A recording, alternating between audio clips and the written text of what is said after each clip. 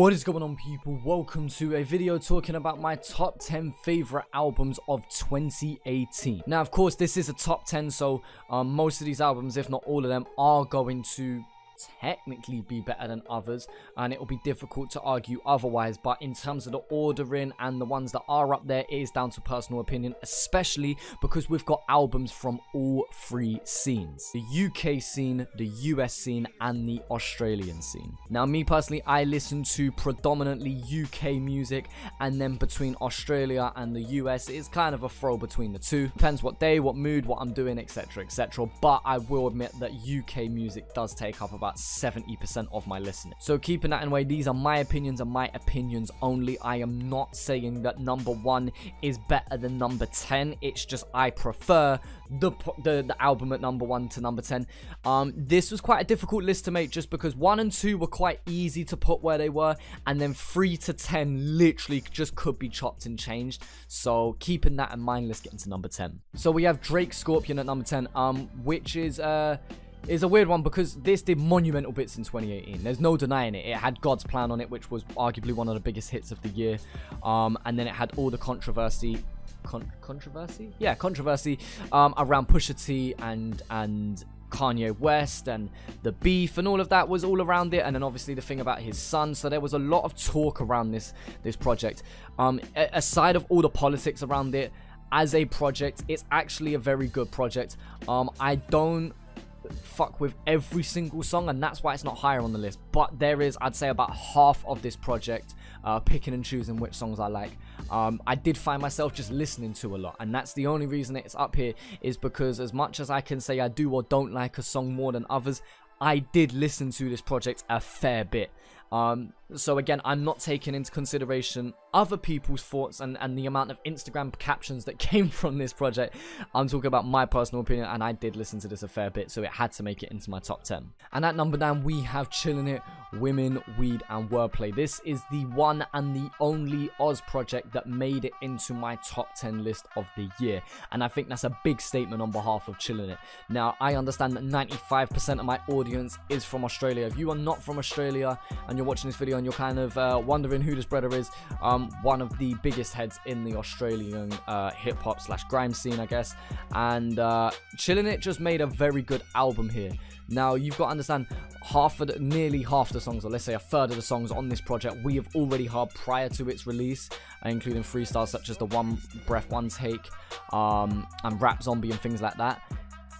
But as a whole project, again, if we're weighing it up song for song, there are more bangers than ones that I will skip. I don't think I really skip any tracks on this project. Yeah, just looking at the list now, there are no tracks that I actually skip on this, bar the interludes and skits. In terms of an actual song, I have actually listened to them, and they're all saved into my Spotify. They're all in YouTube playlists. They are songs that I listen to and pop in and out of my generic playlist, not just Oz music. I'm talking about mixed in with my music. My playlist is what it just naturally gets played around my house. My girl, who does not know really much about Australian hip-hop or rap or anything like that, has heard me listen to Chillinit and will recognize when it is Chillinit. And just as a disclaimer, there are other Aussie projects that I would prefer over this one, but in 2018, this is the one that made it for my list personally. Number 8, and we're going back to the US scene here, and Meek Mill Championships. Now, this project could have been higher on my list if it released earlier in the year. This only released a couple weeks ago as the time of recording this video, so it's still new to me, and that's where I'm unsure where to put it, because when you hear something for the first time, you sometimes do think that that is the best shit you've ever heard. And speaking of which, the What's Free track, everyone knows about Jay-Z's verse. Jay-Z put arguably verse of the year on this. Now, the funny thing is I was listening to this and I heard this and I was like, raw, Rick Ross spazzed on this one. Then I listened to Meek's verse and I was like, Meek spazzed on this one. And then when I heard Jay's, I was like, shit, that could be one of the hardest tracks of the year. And then seeing social media and seeing YouTube videos and Joe Budden talking about etc, etc, it then created this hype around Jay-Z's verse in specific. So after then listening to it a few more times, I can see what they're talking about. Maybe I'm influenced by what other people have said, but just to make it clear, before I even heard anybody else's opinion, I thought this was the standout track for me on this whole entire project. And then if you was to take this out, I would still be very, very happy listening to this project. I do think that I prefer Meek Mill when it's just Meek Mill as opposed to when he had the features. That's just me personally. I have not been a huge Meek Mill fan over the years. Like, I've listened to him, I enjoy Meek Mill, but I won't be singing his praises all year round. And I think this project definitely caught me by surprise, and it made me pay attention. I think I have been sleeping on Meek Mill. So although this is still a relatively new project in my library of this year, I guess you could say, I'm still very impressed with it, and maybe as time goes on, it could be higher up on this list, or it could drop out. I'm not too sure, but again, it's kind of difficult when it's only really just released. Coming in with number 7, we have got our first UK project here, and this is probably an underrated one. This is one that's not going to make many people's list, but for me personally, it has to. This is Frisco, Back to the Lab. It is a pure grime mixtape slash project slash album. It is a very, very well executed project. What I mean by that is there's no songs that felt like it was rushed. There was no tracks that felt like it needed more. It kind of just delivered at a good standard in nearly every single track for me. The features that come on here, such as DWE, Chip, Shorty, Capo Lee, these guys absolutely killed their verses, peppered throughout this project. JME, President T, Skepta, like Frisco killed it with the features on this. And I mean, don't get me wrong, I understand he's BBK and he's a very respected head in the scene, so obviously people like Skepta and JME and Shorty are gonna be there. But you know, Frisco has been doing his thing for years, and I don't feel like Frisco's underrated. I feel like he's underexposed. What I mean by that is the people who do know about him do rate Frisco. The problem is that when I say to people, yeah, I'm a fan of UK music, okay, so what do you think of Frisco? They're like, yeah, I've listened to like a little bit. Like, they don't really know about Frisco. And don't get it twisted, I probably have skipped on a bunch of his shit over the years. I'm not going to pretend like I've listened to Frisco from day. No, I really started listening to Frisco only probably early 2017, maybe late 2016, and then kind of look back at his work. I'll be honest in saying that, but I do feel like people sleep on Frisco. Frisco delivers at a good, high quality every single time. The problem is I don't think Frisco has many bangers. Like, you know, them bangers that did the numbers with it. But if you do listen closely, he does a fantastic job, and this project just represents that in nearly every single song. Coming in with number 6, and this was probably my most anticipated one of the year. Smoke Boys, Don't Panic 2. Now, for those who are not familiar, Smoke Boys are formerly known as Section Boys. Long story short, due to legal reasons, they had to change their name, so they're now called Smoke Boys. And Don't Panic 1, their first project, was insane in my opinion. It is one of my favorite projects that come out of the UK, and so when they announced that they were bringing out Don't Panic 2, I was very excited. And they definitely delivered with this one. I do feel like Smoke Boys experimented with their sound on this one. There was a lot of new things that they tried, whilst also still bringing in that familiar sound that we're used to hearing from. Swift, arguably the person who birthed most people's flows in the drill scene, comes in and still manages to create something new, but still sounds like Swift. Like Inch is one of my favorite spitters from the UK, and he just has this certain cadence about him that just draws you in. This project was definitely a good one if I needed to get hyped. It was definitely a good one if I needed some energy. It was definitely one that if I was in a pissed off mood, this was the go-to project. Similar to Meek Mill's project, I feel like I preferred most of the songs that it was by themselves rather than the features. The features didn't really impress me that much. The Style OG one was quite cool, but other than that, the features didn't bang for me. They were nice, they were good, but it didn't bang, and I think that's the only reason that it doesn't break into my top 5. It was the consistency. I only enjoyed about 2/3 of the songs on this project, and I feel like if I enjoyed absolutely every single song, it would be higher on my list, because the ones that I did enjoy, I really did enjoy. Just quickly before we move on to number 5, I just want to give the honorable mentions, well, a mention, the ones that could easily make it into this top 10, but just I had to put some of the other ones in here. For example, the Carter 5 by Lil Wayne. The problem with that one is again, the songs I did enjoy, I really did enjoy, but there was just so much content on there that I did not at the same time. Jackum by DWE. Jackum by DWE was a very, very good project, but I only listened to it for about a week or two and then haven't really listened to much since. But I do rate DWE, and that's why I had to put him here. Kamikaze by Eminem. I didn't want the obvious choice in there, but again, I did listen to it a fair bit, the few songs that I did like. And Diamond in the Dirt by Mist. Diamond in the Dirt was a very, very good project actually, and I did enjoy most of the songs. However, as the year went on, it didn't have that longevity for me personally. So that's the only reason that didn't make it into the top 10. And last but not least, the Second Testimonial by AEST, because fuck it, we gotta plug ourselves. Coming into the top 5 now, we have Nines Crop Circle. Nines has this ability of replay value for me. Nines can release a project, and for some reason, I always end up getting this itch to listen to Nines and or Scraps. Now, Scraps hasn't released a project this year. Otherwise, I'm sure he would be up here too.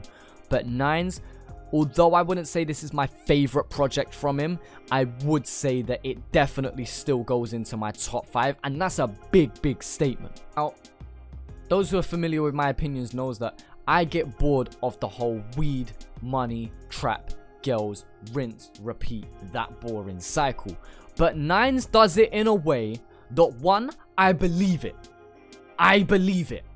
Okay, the problem is, if I don't believe you, I can't really listen to it and enjoy it as much. I believe Nines. 2, although he can talk about those stereotypical topics, he can do it in a way where it's enjoyable as a song and it sounds different to most other artists. Reason number 3, the brother is amazing at coming out with these quotables. Him and Scraps both, I will mention Scraps in this because I put them in the same boat. They are able to create these quotables that are insane. We talk about Drake being able to do captions. Well, Nines is a caption fucking warrior with the amount of quotables he's able to put into his music. These punchlines that stick, you can't help but say them out loud. When you hear it, you say it with your chest. You know what the lyrics are. There's no confusing what the punchline is. You know when it comes to Nines. And that's why I've got a rating, because I listened to pretty much every single song on this project and I enjoyed near enough every single song on this project. So for that reason alone, Nines has to go in my top 5. In 2015-2016, when Bugzy Malone was having his beef with Chip, I kind of took the side of Chip. I was a Chipmunk fan. I preferred Chip in that beef. Personally, I think he won, but I don't think there's a right answer. Bugzy Malone, I couldn't listen to for a couple years because every time I listened to his music, I thought of that clash with Chip, and in my opinion, Chip won. So there was like a mental block of me enjoying Bugzy Malone. When this project come out, I knew I had to listen to it because it's only fair. It's like saying you don't like a food when you haven't tried it. Unless you've tried it, you can't say you don't like it. So then I had to listen to this project, and after listening, Bugzy Malone won me back on side, and I can enjoy him again. I listened to this project way more than I initially thought I would. I didn't listen to this until maybe 2 or 3 weeks after it released, I'll be honest. And I was listening and I was playing games, I was working on certain things, I was walking to work, I was on a train here, and I would find myself being like, you know what, I'm gonna listen to Bugzy Malone's project again, be inspired.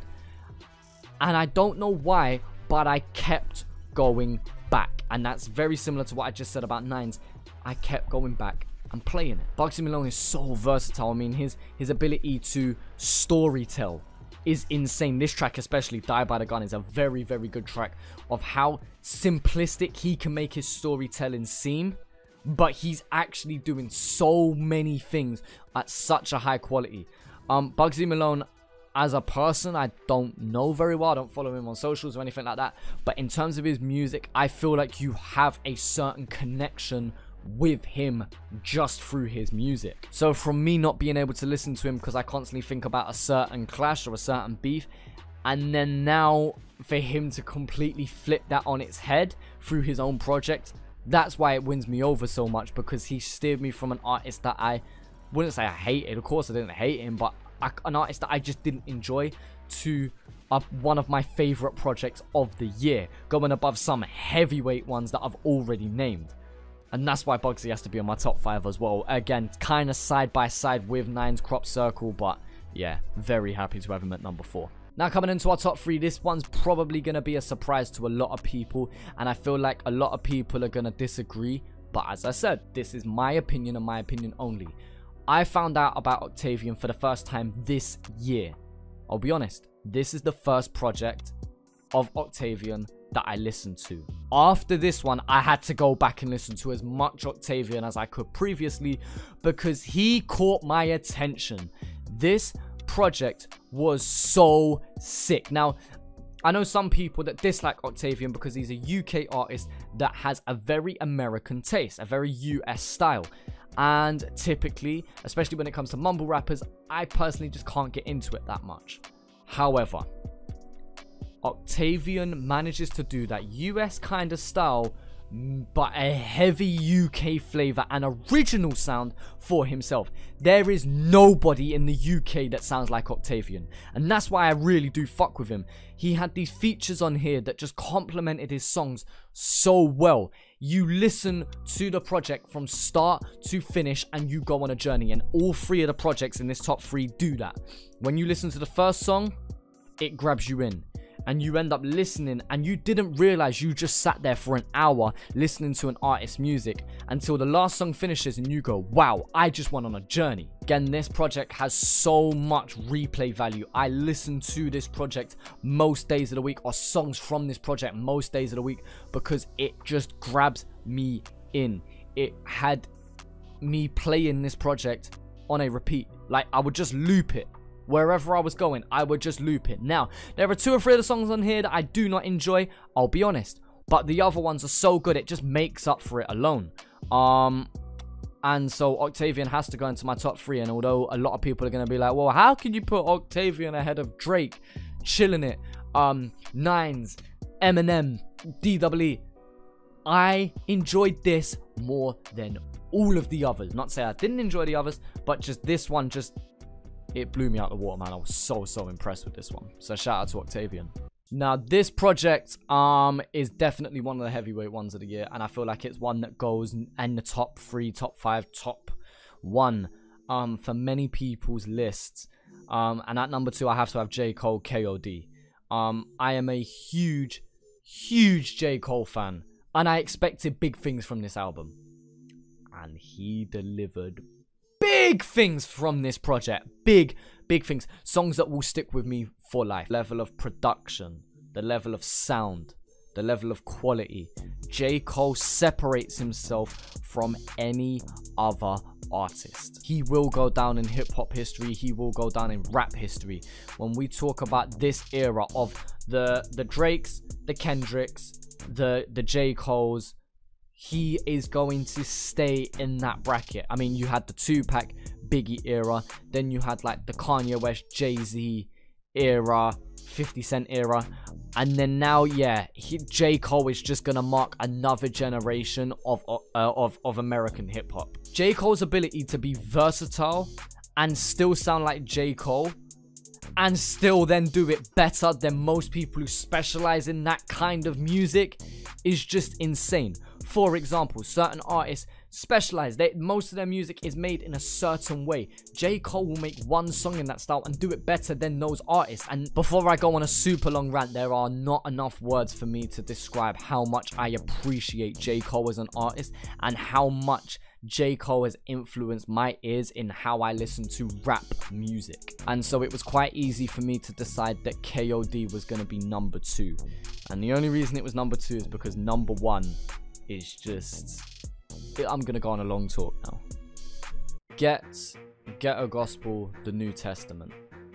This project is my favorite project of the year.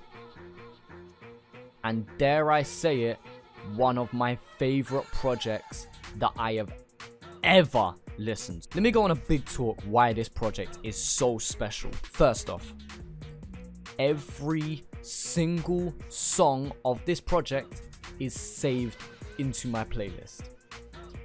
Every single one of these songs I enjoy. There are about 4 tracks on here that if I was to do my top 10 favorite songs of the year, 4 or 5 of the tracks would be from this project alone. First off, can we start about Preach? Gets featuring Deneo, Preach. Can we talk about the level of barring that is in this track? There is not a single line wasted, not a single line without any purpose. There is not a single line that goes with no attention. There is attention to detail, down to the syllables, down to the way he swings his words round the snare so he can catch the pockets. The way Gets is able to manipulate his flow is so insane. Versatile. The versatility on this project is another thing that makes it insane for me personally. Like, the way Gets, similar to J. Cole, the way Gets can do your style better than you, insane. No matter what topic he's talking about in his songs, it all comes back to the common theme of the... Although Gets does many different types of songs and has many different types of features on here, he still feels like it follows the same narrative, and it ties and weaves all of these songs into one journey, one story from start to finish. And weirdly enough, I did something really weird. I listened to this project back to front and it still takes you on a journey. Like, do you know how insane that is? I take a song like Window Pane talking about the death of one of his close friends. It hits you deep. If any of you watch my reactions, you'll know that I am a Wheelers. What I mean by that is I'll wheel a song up if I'm really fucking with it. It took me, no word of a lie, 3 hours to get through this project. You know why? Because I willed nearly every song. Songs like Preach, songs like Window Pane, songs like Chillinit Crescent, Pick Up the Phone. I had to will those songs 6, 7, 8, 9 times over so I could catch everything and understand it. And it was one of them. I finished listening to it. I then had to go to work. I come back from work, and what did I do? I listened to the whole project again. I woke up the next morning. You know what I did? I listened to it again. I don't like shuffling this project. I don't like shuffling songs. I don't like listening to songs from this project by themselves. I like to listen to this project, this album, as an album. I feel like we're in a generation now where everything is a playlist. We take our favorite songs from different artists and different playlists and different scenes, and we put them in because we just enjoy listening to this. I don't feel like enough people, not that they have to, but I just don't feel like enough people listen to albums and projects and EPs and mixtapes as what they are. We just take the best from it. The problem is from this, I can't take a best from this project. I have to listen to it as a story, as one journey. And I think the passion in how I'm talking about this alone can just encourage anybody who has made it this far into this video to go and listen to this project. Links to all of the projects that I have mentioned in this top 10 will be listed in the description below. But yeah, either way guys, I hope you enjoyed this video. I'm sorry if you got lost. I know I did a lot of talking, and I know that some of my reasons for why these projects are going to be similar in terms of how much to listen to, how versatile they are, about journeys. I know I repeated kind of the same points, but they're the things that I look for in a project, and all of these in the top 10 were able to do that. So I apologize if I sound like I was repeating myself a fair bit. But either way, feel free to follow me on socials, feel free to follow me on Twitch, support me on Patreon, all of the other good stuff. Join us on Discord, join the community, and yeah. Guys, this has been my favorite projects and albums from the year of 2018. I hope to make another one in 2019, and yeah, hope you guys enjoyed, and I'll talk to you man later.